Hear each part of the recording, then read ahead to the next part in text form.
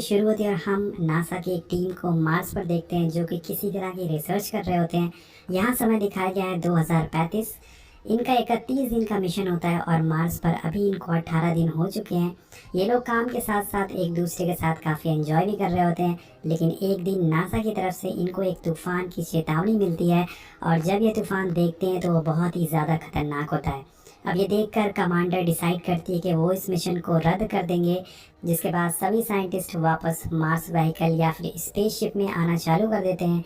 और इसी बीच तूफान और ज़्यादा भयानक मोड़ ले लेता है और बहुत बड़ा मलबा इनके साथ ही मार्स से टकराता है, जिससे कि वो दूर जाकर गिर जाता है। सभी उसके दोस्त उससे कांटेक्ट करने की कोशिश करते हैं लेकिन उससे कोई कांटेक्ट नहीं हो पाता है। अब ये सभी लोग तूफान में ज़्यादा देर तक नहीं रुक सकते क्योंकि इनका जो स्पेसशिप है वो धीरे धीरे झुकता जा रहा है, इसलिए इन्हें जल्दी करनी होगी, नहीं तो ये लोग यहीं पर फंस जाएंगे और वापस धरती पे नहीं जा पाएंगे।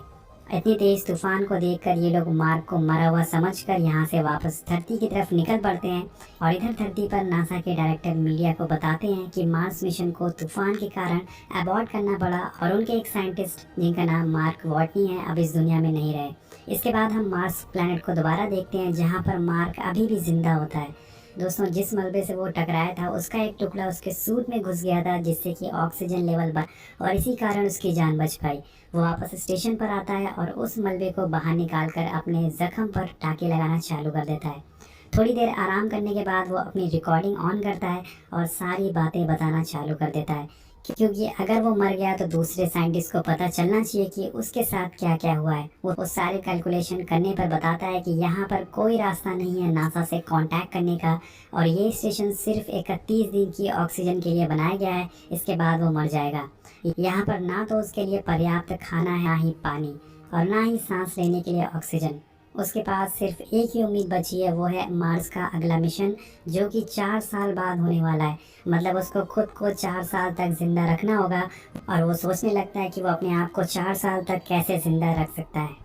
लेकिन यहाँ पर दोस्तों मार्क भी हार मानने वाला नहीं था। वो एक बॉटनिस्ट होता है। बॉटनिस्ट उन्हें बोलते हैं जो कि पेड़ पौधों के साइंटिस्ट होते हैं। तो मार्क प्लान बनाता है कि वो मंगल ग्रह पर खेती करेगा, जिससे कि 4 साल तक वो जिंदा रह सके। अब 31 दिन बीत चुके हैं और वो खेती करना चालू कर देता है। मार्क अपने ही वेस्ट मटेरियल की खाद बनाता है और आलू उगाने की कोशिश करता है, लेकिन ये काम इतना आसान नहीं होता है। खेती करने के लिए उसे लगभग 40 लीटर पानी चाहिए और जिसके बाद मार्क इसका भी जुगाड़ निकाल लेता है। वो बताता है कि पहले हाइड्रोजन लो, उसमें ऑक्सीजन मिलाओ और उसे जला दो और कुछ फॉर्मूले के साथ वो पानी निकालने की कोशिश करता है, लेकिन तभी वहाँ पर एक धमाका हो जाता है और इसके बाद मार्क दोबारा ट्राई करता है और इस बार वो पानी बना लेता है। यहाँ हम पहली बार एक पौधे को उगते हुए देखते हैं। मतलब मार्स पर इस बंदे ने खेती कर ली। वाह, ये देखकर मार्क बहुत ही ज़्यादा खुश हो जाए। और इधर धरती पर मार्क के बारे में किसी को पता नहीं होता है, इसलिए उसका फ्यूनरल कर दिया जाता है। इसके बाद मार्स मिशन के director Vincent Kapoor satellite expert midi को कुछ कोऑर्डिनेट्स भेजते हैं। इन फोटोज़ को देखकर इन्हें यकीन हो जाता है कि मार्क अभी भी जिंदा है। लेकिन अब परेशानी ये होती है कि ये लोग मीडिया और बाकी लोगों को क्या जवाब देंगे, क्योंकि पहले इन्होंने बता दिया है कि मार्क की मौत हो चुकी है। डायरेक्टर बोलते हैं कि इसके बारे में मार्क की टीम को पता नहीं लगना चाहिए क्योंकि उन्हें अभी 10 महीने बाकी हैं धरती पर आने के लिए और इस बात से वो काफ़ी परेशान हो जाएंगे स्पेस में, जिससे कि उनका मिशन में काफ़ी दिक्कतें आ सकती है। विंसेंट कपूर बोलते हैं कि मार्क हमसे 5 करोड़ मील दूर है, हमें उसे ऐसे छोड़ नहीं सकते हैं, हमें उसकी मदद करनी होगी। और जिसके बाद डायरेक्टर मीडिया को बता देते हैं कि मार्क अभी भी जिंदा है।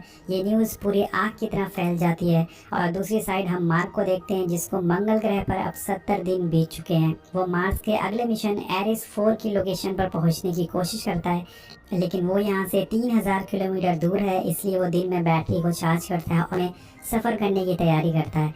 इधर धरती पर सभी लोग उसे बचाने की प्लानिंग करने लगते हैं।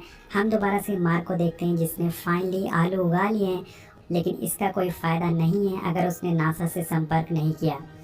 और इसके बाद उसे एक प्लान सूझता है और वो एक डिवाइस को ढूंढना चालू कर देता है। इस डिवाइस का नाम होता है पाथफाइंडर। जिसके बाद वो डिवाइस उसे मिल जाता है और वो उसे ठीक भी कर लेता है। यहाँ पर मार्क की इमेज देखकर विंसेंट कपूर को पता चल जाता है कि मार्क क्या करने की कोशिश कर रहा है। वो फ्लाइट लेकर कैलिफोर्निया पहुँच जाते हैं और 1997 में उसी पाथफाइंडर वाली टीम से मिलते हैं ताकि वो मार्क से कांटेक्ट कर सके, उससे बात कर सके। सो गाइज यहाँ पर फाइनली ये लोग कैमरा को घुमाकर मार्क से कांटेक्ट कर लेते हैं, लेकिन यहाँ पर एक प्रॉब्लम होती है कि वो सिर्फ हाँ या ना में जवाब दे सकते हैं और इस मैसेज को पहुंचने में करीब 32 मिनट लगेंगे और इस तरह से इनको कई साल लग जाएंगे मार्क से बात करने में। इसका हल निकालने के लिए नासा वाले मार्क को एक सॉफ्टवेयर पैच भेजते हैं। इसके बाद मार्क उस सॉफ्टवेयर को रोवर के जरिए जोड़ देता है जिससे कि वो नासा से मैसेज के जरिए बात कर सके और ये देखने पर नासा के सभी लोग बहुत ही ज़्यादा खुश हो जाते हैं।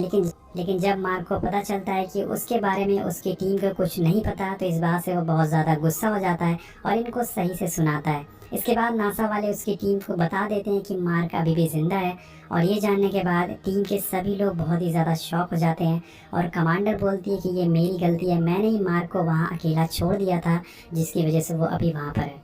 इधर नासा की टीम एक स्पेसशिप बनाने की तैयारी करने लगती है जिससे कि वो मार्क को फूड की सप्लाई पहुंचा सके और जिससे वो 4 साल तक जिंदा रह सके। इसे बनाने में 6 महीने लगने वाले थे, लेकिन डायरेक्टर के बोलने पर जल्दी काम करने पर इसे सिर्फ 3 महीने में बनाकर तैयार कर दिया जाता है और आज इस स्पेसशिप का लॉन्च होता है। लेकिन यहाँ पर एक और समस्या आ जाती है, वो स्पेसशिप रास्ते में ही धमाके से उड़ जाता है और इनका मिशन फेल हो जाता है। और इधर हम देखते हैं कि मार्क के स्टेशन में लीकेज हो जाती है जिससे कि उसका स्टेशन भी उड़ जाता है। इससे उसके सारे आलू की फसल खराब हो जाती है, मतलब वो अब और आलू नहीं उगा सकता है। और जब मार्क को मिशन फेल के बारे में पता चलता है तो वो और ज़्यादा टूट जाता है। वो बोलता है कि मैंने हर परेशानी का हल निकालने की कोशिश करी, लेकिन लगता है कि मैं धरती पर वापस नहीं जा पाऊँगा। वाले सीन के बाद हम चाइना का स्पेस रिसर्च सेंटर देखते हैं जहाँ पर इन लोगों को मार्क के बारे में पता चलता है। वो उनकी मदद करने का डिसाइड करते हैं। दोस्तों, चाइना ने एक स्पेस बूस्टर बनाया था जो कि समय से पहले मार्क तक खाना पहुंचा सकता था और उसकी जान बचा सकते थे। तो ये लोग फाइनली डिसाइड करते हैं कि ये लोग नासा को अपनी टेक्नोलॉजी दे देंगे और इसके बाद नासा का एक और साइंटिस्ट मार्क को बचाने का एक प्लान बनाता है जिसका नाम होता है रिच। वो बताता है कि मार्क का क्रू जिसके शिप का नाम हर्निस होता है, हम उसकी स्पीड बढ़ाकर वापस मार्स पर भेज देंगे और मार्स पर बिना लैंड किए हुए मार्क को बचा लेंगे। वेल गाइस, अगर ये लोग मंगल ग्रह पर लैंड नहीं करेंगे तो उसे बचाएंगे कैसे? यहाँ पर वेंसेंट बोलता है कि मंगल ग्रह पर एक और कैप्स है जिसकी मदद से मार्क मंगल ग्रह से निकल सकता है और उसकी ऑर्बिट में पहुंच सकता है। दोस्तों, ये प्लान काफ़ी अच्छा होता है, लेकिन इसमें टीम के मिशन में 500 दिन और ज़्यादा जुड़ जाएंगे। और ये सुनने के बाद डायरेक्टर इस बात से इनकार कर देते हैं क्योंकि वो मार्क की जान बचाने के लिए और बाकियों की जान खतरे में नहीं डाल सकते थे। और ये सारी बातें सुनने के बाद मिच बोलता है कि ये फैसला हमें उन्हीं पर छोड़ देना चाहिए कि क्या वो उसकी जान बचाना चाहेंगे या नहीं। और इसके बाद रिच सीक्रेटली हर्निस पर ये मैसेज भेज देता है कि वो मार्क को बचा सकते हैं। जब कमांडर को ये पता चलता है तो सभी लोग तैयार हो जाते हैं मार्क को बचाने के लिए क्योंकि वो भी उनका ही साथी होता है। इसके बाद ये लोग सक्सेसफुली चाइना का स्पेस बूस्टर लॉन्च कर देते हैं जिससे कि मार्क और उसकी टीम को फूड सप्लाई मिल सके। और इधर हम मार्क को देखते हैं जो कि काफ़ी कमज़ोर हो चुका है क्योंकि वो अब बहुत ही कम खाना खा रहा है ताकि वो लास्ट तक जिंदा रह सके। और अब वो एरिस 4 की तरफ रवाना हो जाता है जहाँ पर उसे एक और शिप मिलने वाला था जिससे कि वो स्पेस में जा सके। वो दिन में अपनी बैटरी को चार्ज करता है और रात में आगे बढ़ता रहता है और इसी तरह से वो एरिस 4 तक पहुँच जाता है। लेकिन यहाँ पर एक और समस्या आ जाती है, मतलब समस्या नहीं, यूपीएससी का एग्ज़ाम हो गया है, क्लियर ही नहीं होता है। वेल गाइस, यहाँ पर समस्या ये होती है कि जिस शिप से मार्क उड़ने वाला था वो बहुत ही ज़्यादा भारी होता है जिसके कारण वो उसकी टीम तक नहीं पहुँच पाएगा और उसे हल्का बनाने के लिए उसमें सारी चीज़ें बाहर निकालनी होगी, यहाँ तक कि उसका सारा कम्युनिकेशन सिस्टम, सारी जो चेयर है, सारा जो विंडो है, यहाँ तक कि दोस्तों ऊपर का पैनल भी मार्क को निकालना पड़ेगा जिसकी जगह पर उसे हैप कैनवस से कवर करना होगा जिससे कि ये शिप हल्का हो सके और मार्क आसानी से मंगल ग्रह की ऑर्बिट से बाहर निकल सके।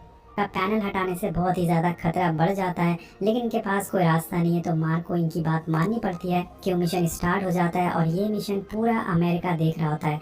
सभी को उम्मीद होती है कि मार्क की जान बचा ली जाएगी। जिसके बाद मार्क उस स्पेसशिप से उड़ान भरता है, लेकिन उसकी रफ्तार उतनी नहीं होती है जितनी होनी चाहिए। और इधर उसकी टीम का जो शिप होता है उसकी रफ्तार बहुत ही ज़्यादा होती है, जिसे देखकर कमांडर डिसाइड करते हैं कि वो शिप के पीछे के हिस्से को एक धमाके से उड़ा देंगे जिससे कि हार्नेस की रफ्तार धीरे हो जाएगी और वो मार्क को बचा पाएंगे। ऐसे ही होता है दोस्तों, जैसे वो शिप को उड़ाते हैं उनकी रफ्तार बहुत ही ज़्यादा धीरे हो जाती है और यहाँ पर कमांडर खुद डिसाइड करती है कि वो शिप से बाहर जाएगी और मार्क को बचा कर लाएगी। लेकिन यहाँ पर जब वो बाहर निकलती है तो उसकी रस्सी छोटी पड़ जाती है और जिसके बाद मार्क अपने सूट में छेद कर देता है और प्रेशर के कारण वो आयरन मैन की तरह कमांडर की तरफ बढ़ना चालू कर देता है, लेकिन यहाँ भी उसका हाथ उनसे छूट जाता है। बट कमांडर रस्सी लपेट लेती है और उसकी जान बचा लेती है। और जब ये बात नासा और सभी लोगों को पता चलती है कि मार्क को बचा लिया गया है, वो सभी लोग खुशी से झूम उठते हैं कि नासा ने वो कर दिखाया जो आज तक किसी ने नहीं किया था। वेल गाइस, इसके बाद मार्क वापस शिप में आ जाता है और अपने दोस्तों से मिलता है, जिसे देखकर वो काफ़ी इमोशनल हो जाता है। उसने 500 से ज़्यादा दिन मंगल ग्रह पर बिता दिया, अकेले बिता दिया, जो कि बहुत ही ज़्यादा इम्प्रूव होता है। वेल, ऐसा इसलिए हो पाया क्योंकि उसने कभी हार नहीं मानी, वो हमेशा परेशानियों से लड़ता रहा, जिसकी वजह से उसकी जान बच पाई। और इसके बाद हम देखते हैं कि मार्क धरती पर आ चुका है और उसे सर्वाइवल इंस्ट्रक्टर बना दिया जाता है। वो सभी लोगों को गाइड करता है कि अगर कोई मार्स पर फंस जाए तो वो जिंदा कैसे रह सके। 5 साल बाद का समय दिखाया जाता है, जहां पर उसके सभी टीम मेंबर अपनी लाइफ में सेट हो चुके हैं और टीवी पर एरिस 5 के मिशन को देखते हैं, जो कि सक्सेसफुल लॉन्च हो जाता है और यहीं पर मूवी खत्म हो जाती है। वेल गाइस, आपको मूवी कैसी लगी नीचे कमेंट करके ज़रूर बताइएगा।